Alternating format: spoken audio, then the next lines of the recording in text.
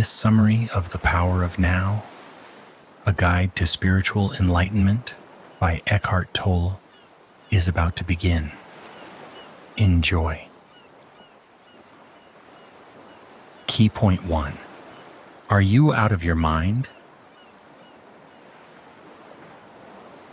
What is more vague and confusing than the word awareness? What does it mean? Is it seeing our environment or hearing people around us? Yes and no. Awareness has a much deeper sense. Its major aspect is that true vision comes from within. However, the problem arises when we try to stay present. For some reason, being here and now triggers and scares us, as if we must do something to justify our existence. So instead, we reminisce on our past mistakes and plan the future to show the universe that we're not passive. But at the end of the day, we hesitate to make a move because of all the mistakes we're keen to avoid when starting something new. The same feeling arises when we promise to end toxic relationships, but are too afraid of our parents' or friends' opinions. In other words, we're scared to damage our ego, that naughty insect penetrating our brains and saying we're nothing without that job, that partner, or that lifestyle. Shedding a bit of our real selves makes us go through an existential crisis. But what if we tell you all this is only in your head? The rest of the world hasn't even noticed it while you allow your mind to trick you into thinking so. We shape our thoughts.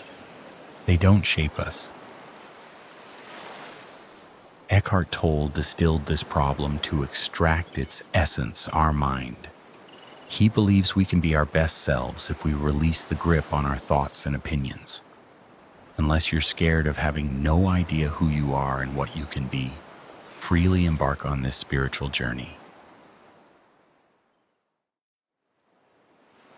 Key point 2, be Buddha instead of quoting him. We are addicted to thinking. We find comfort in the voices in our heads as they shield us from terrifying creatures, our authentic selves. Our thoughts often dress up our inner nudity to make it presentable for, first and foremost, ourselves. On rare occasions, the voices stop talking. But instead of being relieved, we're terrified of the smallness of our true selves hidden behind our opinions of ourselves and others, otherwise known as ego. In other words, our mind is the ego. How can we recognize this unfathomable entity? In short, these are all the meanings we attach to ourselves: opinions, judgments, ideologies, favorite art genres, and even aesthetics. Put differently, we need things to identify with and to present ourselves in a favorable light. We often refer to these external factors as our personality. However, if we momentarily detach ourselves from our favorite band or show, the sense of emptiness and indifference may resurface. As social beings, we fear the inability to connect with others, which can lead to being labeled as an outcast. That is why we'd rather let our minds feed off our worries and insecurities than confront them and become whole without relying on external validation. Speaking of worries and insecurities, our emotions can also stab us in the back. What is emotion if not a spillover of our thoughts? Sometimes the feelings grow so intense we lose the sense of consciousness and let them defeat us. What follows is anger, irritation, confusion, or panic. Literally any emotion on the negative spectrum. No idea is entirely correct and no opinion is exhaustive. Let's look at an example. When someone points out our mistake or challenges our view with a valid argument, our ego starts to panic. Built on the illusion of its decisive but frankly baseless credibility, it's scared of exposure. Our ego refuses to admit its mistakes. The emotional reaction we're experiencing is feeling offended. However, it's not a personal insult to ourselves, but rather an attack on our ego. Since it depends on outside markers like our tastes and ideas, our ego becomes vulnerable and exposed when they are questioned. Pain is the primary sensation we want to avoid. Acting like someone else shields our real selves. Understanding the link between external validation and the ego is critical because emotions and thoughts feed off each other. A harmful opinion causes a magnified negative feeling, escalating the thought. We become trapped in our minds, unable to experience love and joy. Did you know? Excessive social media use can force some users to adopt popular appearances and activities for future validation instead of observing their present selves and values. Key point 3. If not now, then when? Being unsatisfied with our lives is a common experience that bonds total strangers. For Tolle, this dissatisfaction is nothing but a mental disease caused by the incorrect perception of time. By his definition, the past and future don't exist. The only available time is now. According to Tolle, dwelling on past mistakes or dreaming of a better future are symptoms of unwellness, while being fully present in the now is a token of a sound mind. The past fuels our current identity with memories and regrets, while the future hints at salvation and hope. However, while we twitch between those two realms, we miss the only real one, the present. Another symptom of chronic lack of presence is our attachment to problems. Internally, we crave issues because they make up our identity, just like other labels we attach to ourselves. Although it may seem far-fetched, our conventional perception of time gives rise to problems. Every problem originates in the past, but thinking about its subject creates an illusion of it being present. Moreover, when we focus on its solution or a future without it, we refuse to face reality and solve the issue. But the truth is, there's no problem now, here in the present moment. When an emergency occurs, our mind has no time to think and simply acts. Past and future are mere projections of our minds that scare us. Yet they're powerful enough to subvert us into deep unconsciousness. Time and mind are interchangeable. The mind can't dwell without time, and time doesn't exist without the mind. Usually, most people live in a state of ordinary unconsciousness that encompasses our thinking process, emotions, responses, and desires. In other words, it is the byproduct of connecting with the outside world. However, we can sink into a mental blackout when an external judgment or another ego-threatening situation happens. Alcohol, drugs, sex, and even work come to the rescue but are rarely successful. When we detach from the present, we also trip over psychological time. Unlike regular or clock time, the former ticks due to mental unease. A good example is dwelling on past mistakes instead of detaching and learning from them. Obsessing over goals and plans is another example. By doing that, we justify our means now and stop enjoying the process of achieving. Psychological time is to blame for existing issues.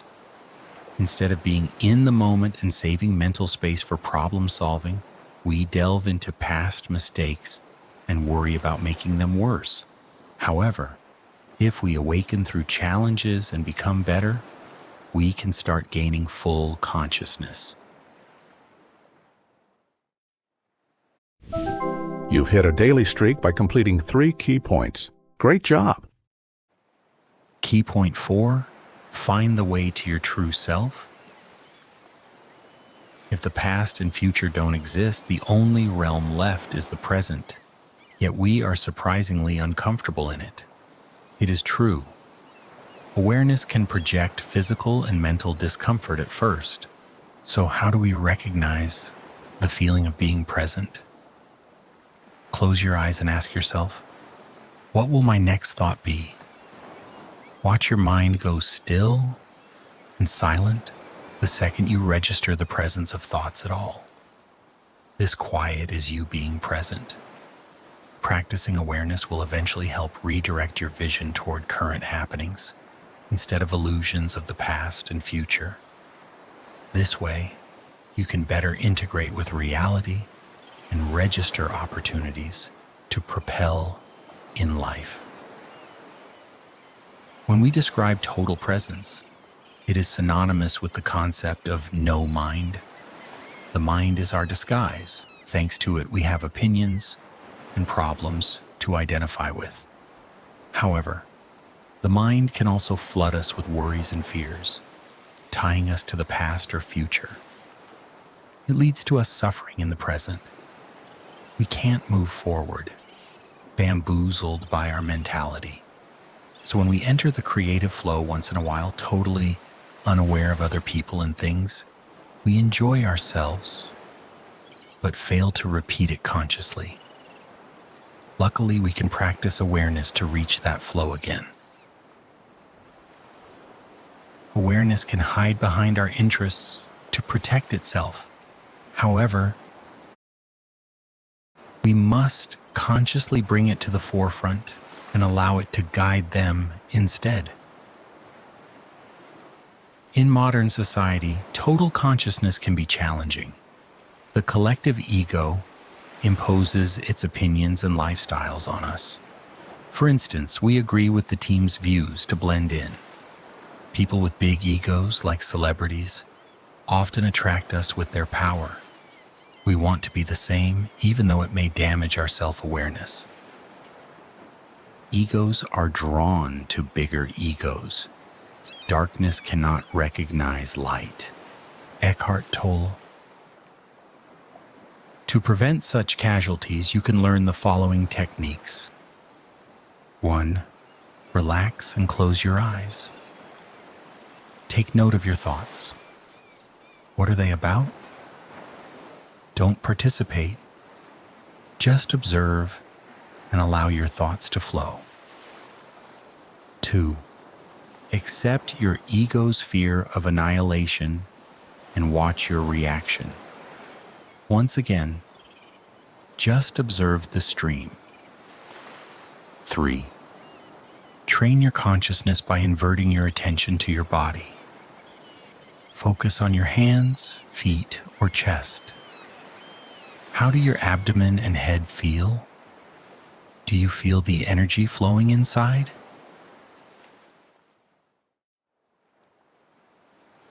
Key point 5. Love does not have alternatives. Romantic love occupies a central place in the human mind at all times. We attach numerous healing labels to it, believing it can help us become complete, understood, and happy. In other words, we seek another person to save us from unconsciousness. Usually we mistakenly associate this desire with romantic partners. But what about friends or parents? Physical pleasure is believed to be a catalyst for personal enlightenment, but so is experiencing death or sickness of close people. Any extremity kicks us out of our unawareness for a second, but for a longer effect, one must work on themselves. We cannot love genuinely unless we're free of our mind or ego. People are familiar with the chaotic breakup cycle. Refusing the pleasure of drama can be challenging. We enter romantic relationships expecting personal healing, unaware that you can't fix two broken vases with each other's shards. One's turmoil can't become another's cure. But by treating our wounds, we can help our partners heal along the way. Love is not selective, just as the light of the sun is not selective. Eckhart Tolle. Unconditional love emanates from within, so working on our awareness is the primary way to reach that state.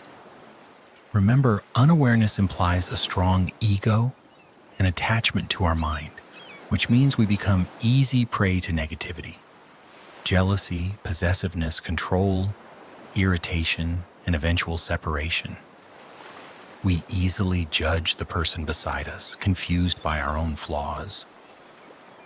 Conversely, some people get addicted to their partners, using them as a surrogate for their inner wholeness.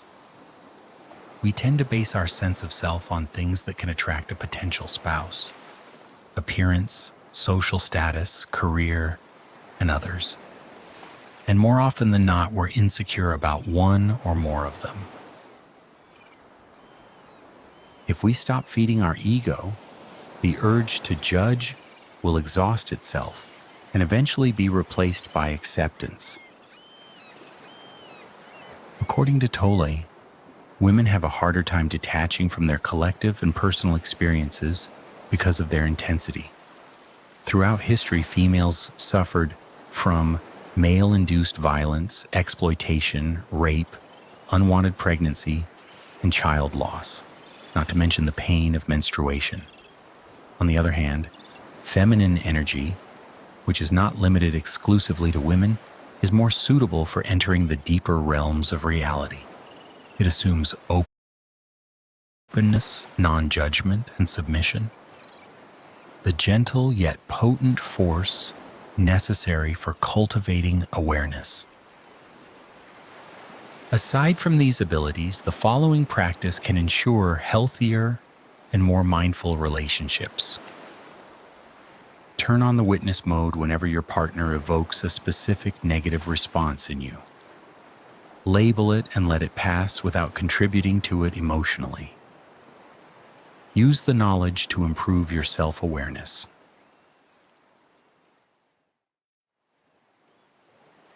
Key point 6. Between despair and enlightenment. Success cannot exist without failure. Most notions would not exist if they had no opposite to define them, and to achieve awareness, we must repeat this mantra daily. In addition, what's even more important is the necessity of failure. We must fail to succeed. Every life on Earth goes through a cycle, which means withering is a natural stage of progress.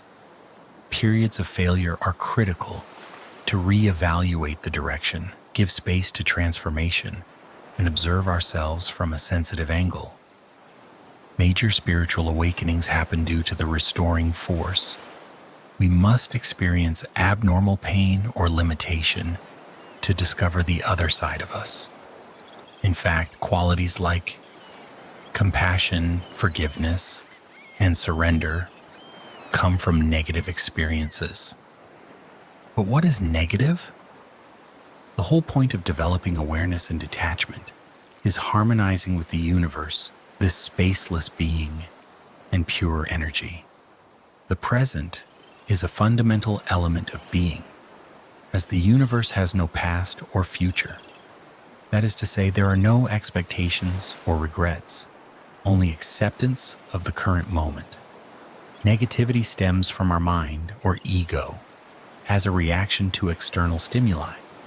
The ego hates being attacked and exposing its flaws.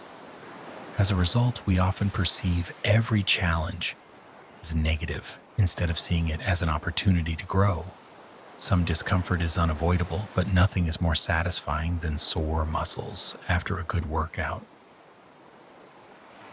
Failure is the best way to success. Discomfort motivates us to strengthen, not victory. Hardships are part of our life cycles. Without them, we wouldn't appreciate success. So, to change our perception of obstacles, we must practice forgiveness and surrender. By forgiving, meaning accepting the past, we allow the present in with all the opportunities we used to overlook. Resistance is negativity. Surrendering doesn't imply giving up, but rather accepting the present moment. Even when the situation is unfavorable, the point is to acknowledge the circumstances without anger or frustration and resolve it without taking it personally. Many fail to release their pessimistic feelings because their ego feeds off them. Adopting a more positive outlook threatens their depressed identity. In other words, they'll never be happy or satisfied because deep inside them they don't want to. That is why compassion is critical. The acceptance of events around us spills over to the acceptance of other people. Instead of arguing or judging, we stop proving ourselves right and recognize the absurdity of conflict in any form. Eventually, without personal attachment to things, we are no longer susceptible to negativity and stop spreading it through disputes. We learn to live peacefully.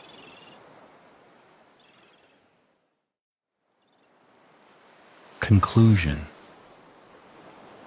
The words you are reading are stuck in the present moment. On the other hand, we are trying to escape it at all costs. Our mind never lives in the now. Instead, it seeks solace in the past and future. As years pass, we build our armor of opinions and judgments to protect our ego. Yet we fail to recognize ourselves without it. Our ego is separate from our true selves, but we're too afraid to release the attributes that make us someone. The truth is that time doesn't exist, and neither do all of our illusions about things that drowned into the past or won't happen past our dreams of the future. We escape the present because it contains all the problems we hesitate to deal with and fight all these battles strictly in our minds. We could break free but secretly enjoy the victim status because it justifies passivity. The present moment does not. It is constantly active, urging us to be the same. Ironically, as we seek peace, we run away from the very source of it, awareness. Consciousness can be painful as it strips away our armor. On the other hand, it equips us with even better ones: acceptance, surrender, and forgiveness. This magic trio is a universal key to improving our relationship with ourselves and others, withstanding life's challenges, and progressing organically without excessive drama. It's just about learning to be with our authentic selves, for better and for worse, for richer and for poorer, in sickness and in health.